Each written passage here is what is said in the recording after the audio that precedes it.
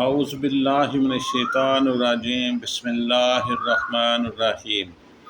وہ کون سے صحابی رسول تھے جن کے اسلام قبول کرنے پہ حضور صلی اللہ علیہ وسلم بہت روئے؟ وجہ جانیے، بہت ہی منفرد ویڈیو۔ بسم اللہ الرحمن الرحیم۔ السلام علیکم ورحمۃ اللہ وبرکاتہ۔ حضرت داعیہ کلبی رضی اللہ تعالیٰ عنہ کا پورا نام داعیہ بن خلیفہ بن فراغ کلبی تھا۔ قضاء قبیلے میں سے کلب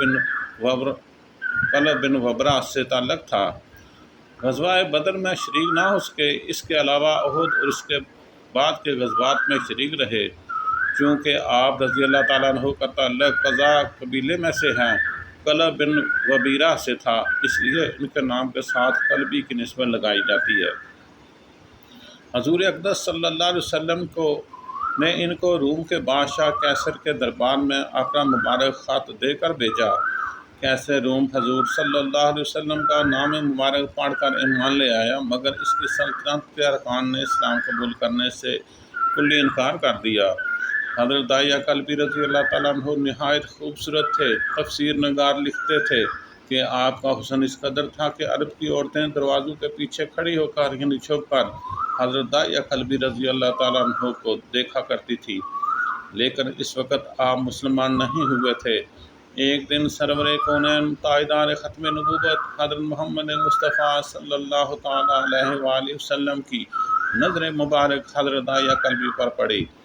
آپ صلی اللہ علیہ وآلہ وسلم نے حضرت داعیہ کلبی کے چہرے کو دیکھا کہ اتنا حسین نوجوان ہے۔ آپ نے رات کو اللہ تبارک و تعالیٰ کی بارگاہ میں دعا مانگی، یا اللہ اتنا خوبصورت نوجوان بنایا ہے اور اس کے دل میں اسلام کی محبت ڈال دے۔ اسے اے میرے مولا تو مسلمان کر دے، اے میرے مولا اسے مسلمانوں کے گروہ میں تو شامل کر دے۔ اتنا حسین نوجوان کو یا اللہ تو کیا جہنم میں ڈالے گا؟ یا اللہ اس کو جہنم کی آگ سے بچا لے۔ رات کو آپ صلی اللہ علیہ وسلم نے دعا فرمائی۔ صبح حضرت داعیہ کلبی رضی اللہ تعالیٰ عنہ رسول پاک صلی اللہ تعالیٰ علیہ وآلہ وسلم کی خدمت میں حاضر ہو گئے۔ حضرت داعیہ کلبی رضی اللہ تعالیٰ عنہ کہنے لگے، اے اللہ کے رسول، بتائیں آپ کا کیا احکام لے کر آئے ہیں؟ آپ صلی اللہ تعالیٰ علیہ وآلہ وسلم نے فرمایا، میں اللہ کا رسول ہوں اور اللہ واحد ہے۔ آنا رسول اللہ و اللہ واحد، اس کا کوئی شریک نہیں۔ پھر توحید و رسالت کے بارے میں حضرت داعیہ کلبی کو بتایا۔ حضرت داعیہ کلبی رضی اللہ تعالیٰ عنہ نے کہا، اللہ کے نبی، میں مسلمان تو ہو جاؤں لیکن ایک بات کا ہر وقت ڈر لگا سا رہتا ہے۔ ایک گناہ میں نے ایسا کیا ہے کہ آپ کا اللہ مجھے کبھی معاف نہیں کر پائے گا۔ یہ وہ گناہ ہے جو حضرت داعیہ کلبی نے نبی پاک صلی اللہ علیہ وسلم کو بتایا تو آپ رونا شروع ہو گئے۔ آپ نے فرمایا، داعیہ بتا وہ کون سا گناہ ہے؟ تو حضرت داعیہ کلبی نے کہا، یا رسول اللہ صلی اللہ علیہ وسلم، میں اپنے قبیلے کا سربراہ ہوں۔ ہمارے ہاں بیٹیوں کی پیدائش پر انہیں زندہ دفن کیا جاتا رہا ہے۔ میں کیونکہ قبیلے کا سردار ہوں اس لیے میں نے 17 گھروں کی بیٹیوں کو زندہ دفن کیا ہے۔ آپ کا رب مجھے کبھی معاف نہیں کرے گا۔ اس وقت حضرت جبرائیل امین علیہ السلام حاضر ہوئے۔ یا رسول اللہ صلی اللہ علیہ وسلم، اللہ سلام کہتا ہے آپ کو اور فرماتا ہے کہ اسے کہیں اب تک جو ہو گیا وہ ہو گیا، اس کے بعد ایسا گناہ نہ کرنا، ہم نے تجھے معاف کر دیا۔ حضرت داعیہ آپ کی زبان مبارک سے یہ بات سن کر رونے لگے۔ آپ نے فرمایا، داعیہ اب کیا ہوا، کیوں روتے ہو؟ حضرت داعیہ کلبی کہنے لگے، یا رسول اللہ صلی اللہ علیہ وسلم، اتنا سخت ماجرا ہے میں آپ بیان نہیں کر سکتا۔ یا رسول اللہ، میرا ایک ایسا اور بھی گناہ ہے جسے آپ کا رب کبھی معاف نہیں کرے گا۔ آپ صلی اللہ تعالیٰ علیہ وآلہ وسلم نے فرمایا، داعیہ کیسا گناہ بتاؤ مجھے، وہ کیا گناہ ہے جو میرا رب تجھے معاف نہیں کرے گا؟ تو کہہ رہا ہے وہ معاف نہیں کرے گا، تو نے ایسا کون سا گناہ کر دیا ہے؟ حضرت داعیہ کلبی فرمانے لگے، یا رسول اللہ صلی اللہ علیہ وسلم، میری بیوی بیمار تھی اور مجھے کسی کام کی غرض سے دوسرے ملک جانا تھا۔ میں نے جاتے ہوئے بیوی کو کہا، اگر بیٹا ہوا تو اس کی پرورش کرنا، اگر بیٹی ہوئی تو اسے زندہ دفن کر دینا۔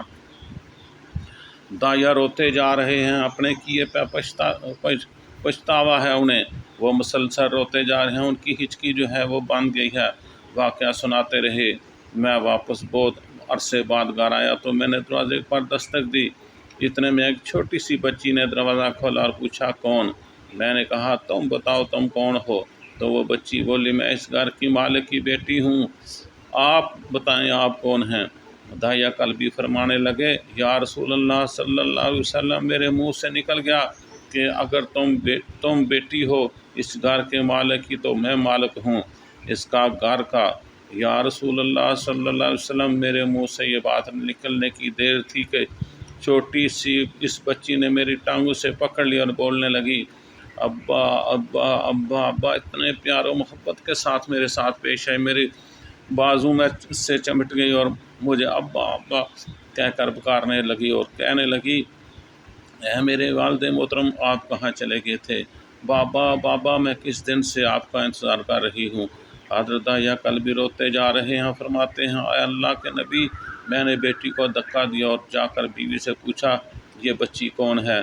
بیوی رونے لگی، وہ زارو کتار رونے لگی اور کہنے لگی داعیہ یہ تمہاری بیٹی ہے۔ یا رسول اللہ، مجھے ذرا ترس نہ آیا، میں نے سوچا میں قبیلے کا سردار ہوں، اگر اپنی بیٹی کو دفن نہ کیا تو لوگ کہیں گے ہماری بیٹیوں کو دفن کرتا رہا اور اپنی بیٹی سے پیار کرتا ہے۔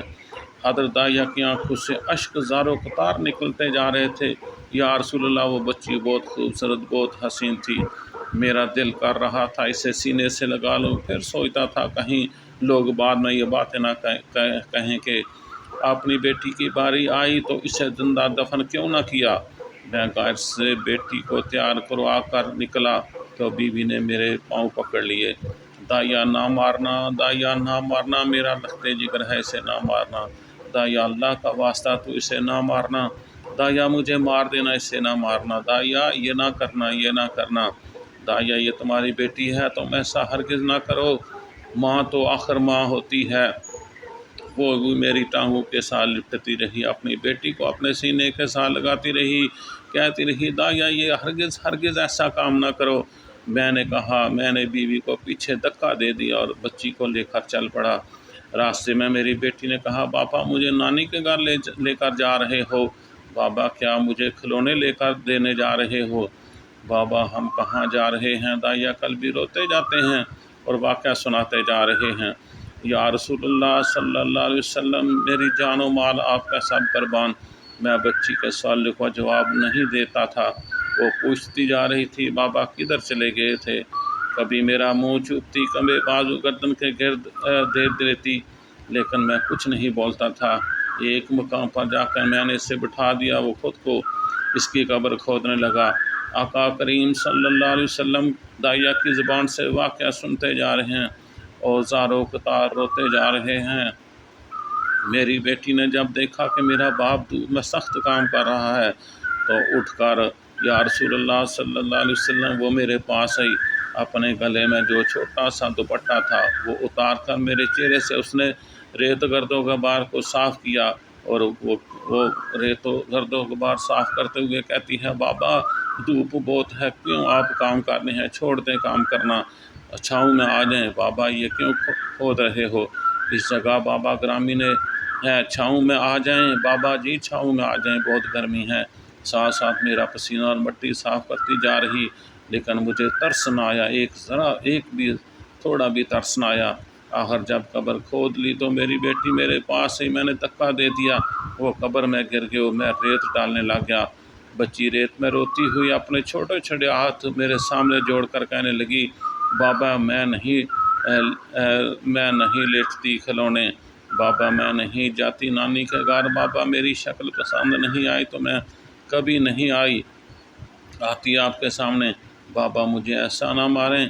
یا رسول اللہ صلی اللہ علیہ وسلم، میں ریت ڈالتا گیا، مجھے اس کی باتیں سن کر بھی ترس نہ آیا۔ یا رسول اللہ صلی اللہ علیہ وسلم، میری بیٹی جب مکمل ہو گئی، اس کا سر رہ گیا تو میری بیٹی نے میری طرف سے توجہ ختم کی، بولی اے میرے مالک، میں نے سنا ہے تیرا ایک نبی آئے گا جو بیٹیوں کو عزت دے گا، جو بیٹیوں کی عزت بچائے گا۔ اے اللہ وہ نبی بھیج دے، بیٹیاں مر رہی ہیں۔ پھر میں نے اسے ریت میں دفنا دیا۔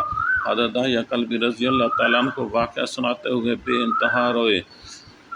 یہ واقعہ جب بتا دیا تو دیکھا آپ صلی اللہ علیہ وسلم اتنا رو رہے ہیں کہ آپ صلی اللہ علیہ وسلم کی داڑھی مبارک آنسوں سے گیلی ہو گئی۔ آپ صلی اللہ علیہ وسلم نے فرمایا دایا ذرا پھر سے اپنی بیٹی کا واقعہ سناؤ، اس بیٹی کا واقعہ جو مجھ محمد کے انتظار میں دنیا سے چلی گئی۔ آپ صلی اللہ علیہ وسلم نے 3 دفعہ یہ واقعہ سنایا، اتنا روئے کہ آپ صلی اللہ علیہ وسلم کو دیکھ کر صحابہ کرام رضی اللہ تعالیٰ عنہ سب رونے لگ گئے۔ اے دایا کیوں رلاتا ہے ہمارے آقا کو صلی اللہ علیہ وسلم کو، ہم سے برداشت نہیں ہو رہا۔ آپ نے حضرت دایا کے 3 بار واقعہ سنا تو حضرت دایا کی رو رو کر کوئی حالت نہ رہی۔ اتنے میں حضرت جبرائیل علیہ السلام حاضر ہوئے، فرمایا یا رسول اللہ صلی اللہ علیہ وسلم، اللہ سلام کہتا ہے، فرماتا ہے کہ محبوب صلی اللہ علیہ وسلم دایا کو کہہ دیں وہ اس وقت تک تھا جب اس نے اللہ اور اس کے رسول صلی اللہ علیہ وسلم کو نہیں ماننا تھا، اب مجھ کو اور آپ صلی اللہ علیہ وسلم کو مان لیا ہے تو دایا کا یہ گناہ بھی ہم معاف کر دیتے ہیں۔ اس کے بعد آپ صلی اللہ علیہ وسلم نے فرمایا جن 2 بیٹیوں کی کفالت کی، انہیں بڑا کیا، ان کے فرائض ادا کیے، وہ قیامت کے دن میرے ساتھ اس طرح ہوگا جس طرح آپ نے انگلیوں کی شہادت کی انگلی کے ساتھ والی انگلی آپس میں ملائیں اور کہا وہ قیامت کے روز میرے ساتھ اس طرح ہوگا۔ جس نے 2 بیٹیوں کی پرورش کی اس کی یہ اہمیت ہے، تو جس گھر میں 3 4 5 بیٹیوں کی پرورش کی اس کی کیا اہمیت ہوگی۔ بیٹیوں کی پیدائش پر گھبرایا نہ کریں، انہیں والدین پر بڑا مان ہوتا ہے، وہ والدین کی بڑی لاڈلی ہوتی ہیں اور یہ بیٹیاں اللہ کی خاص رحمت ہوتی ہیں۔ اللہ تبارک و تعالی ہم سب کو اپنی بیٹیوں کی قدر کرنے اور ان کی بہتر پرورش کرنے کی توفیق عطا فرمائے، آمین ثم آمین۔ اللہ ہمیں بیٹوں کی حفاظت کرنے والا بنائے، ان کے حقوق جو ہیں وہ ادا کرنے والا بنائے، ان کو ہر قسم کی حفاظت کرنے والا بنائے۔ یا اللہ تو ہم سب کو بیٹیاں نیک بصیرت عطا فرما، آمین ثم آمین۔